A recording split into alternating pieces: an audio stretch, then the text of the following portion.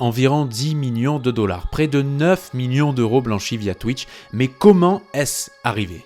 Des hackers ont en effet mis en place un réseau de blanchiment d'argent à l'aide des bits de Twitch et avec la complicité de centaines de streamers turcs. Ces derniers aidaient les pirates en l'échange d'une commission sur les sommes blanchies. On parle tout de suite de tout ça.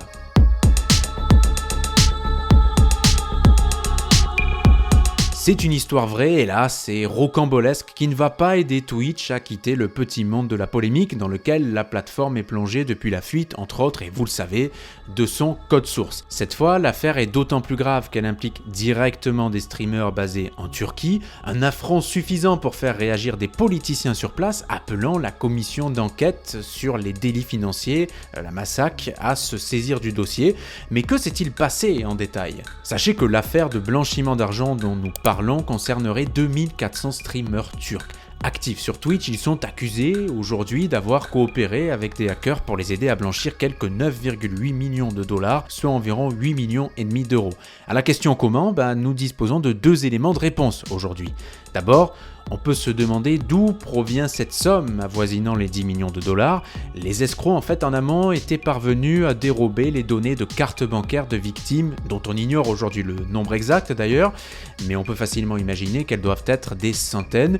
Une fois les cartes de crédit en main, les pirates ont procédé à l'achat de bits, cette monnaie virtuelle propre à Twitch que l'on peut acheter sur la plateforme pour encourager, soutenir des streamers, comme vous l'avez peut-être déjà fait, vous qui nous regardez, sauf qu'il ne s'agissait pas de streamers choisis complètement au hasard. Les complices avaient en effet reçu et accepté une proposition faite à l'avance, leur expliquant qu'ils allaient recevoir une certaine quantité de bits équivalent à un don, un pur acte de générosité, soi-disant, et les hackers avaient ainsi conclu un marché avec les streamers.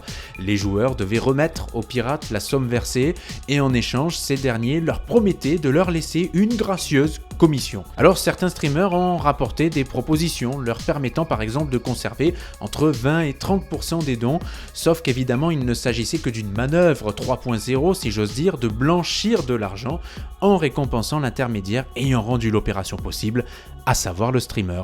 Dans un second temps, on peut se demander pourquoi tout ça est sorti au final au grand jour et est en train de faire scandale. Ce qui a mis la puce à l'oreille de certains utilisateurs, de certains gros streamers turcs et de politiciens même, c'est le leak Twitch.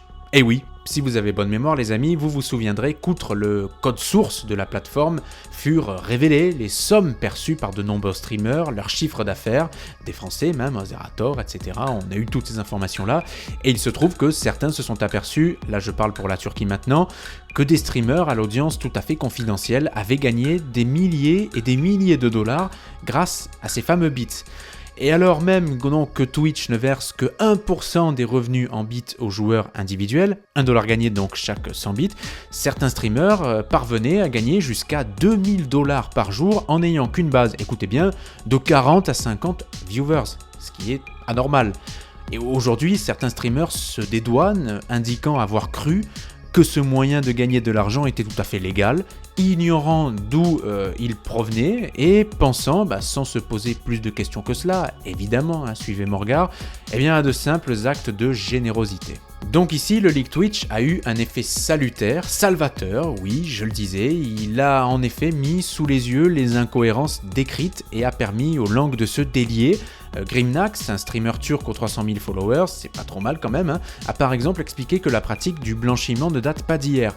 Lui-même avait reçu des propositions de pots de vin. Alors je le cite, « Nous sommes beaucoup à être au courant de cela et ce depuis longtemps.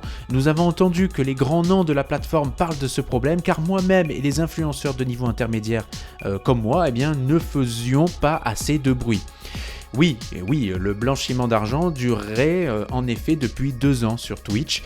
Jarain, qui est un éminent streamer turc aux 1,7 million d'abonnés, s'est mué en lanceur d'alerte, appelant Twitch à faire cesser cette pratique sournoise et un temps discrète certes, mais purement illégale.